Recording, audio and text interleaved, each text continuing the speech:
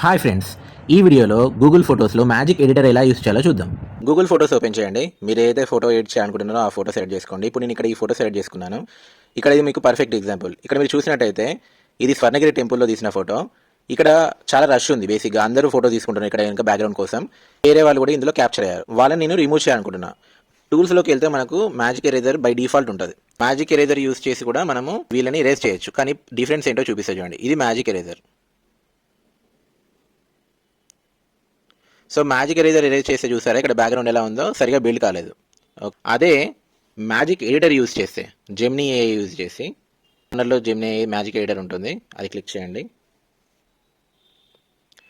మనం ఇక్కడ సర్కిల్ చేయాల్సిన అవసరం కూడా లేదు, జస్ట్ ట్యాప్ చేస్తే చాలు, అదే ఆటోమేటిక్గా సెలెక్ట్ అవుతుంది.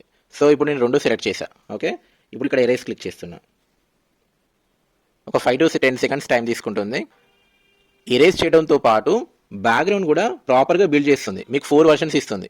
ఆ 4 versions మీకు ఏది బెస్ట్ అనిపిస్తే మీరు అది ఓకే చేసుకోవచ్చు. ఇది main difference between magic eraser and magic editor. Save చేసేటప్పుడు మీకు సంబంధించిన ఎడిట్స్ అన్ని చేసుకున్నారా లేదా చూసుకున్న తర్వాత సేవ్ చేయండి. ఎందుకంటే ఈ మ్యాజిక్ ఎడిటర్ ఫ్రీ వెర్షన్కి ఓన్లీ 10 saves per month, తర్వాత మీకు అది అలో చేయదు. ఓన్లీ 1 monthకి 10 మాత్రమే. ఎప్పుడైతే మీరు జెమినీ ప్రోకి అప్డేట్ అవుతారో అప్పుడే మీరు అన్లిమిటెడ్ ఫొటోస్ని ఎడిట్ చేయగలుగుతారు. Thanks for watching.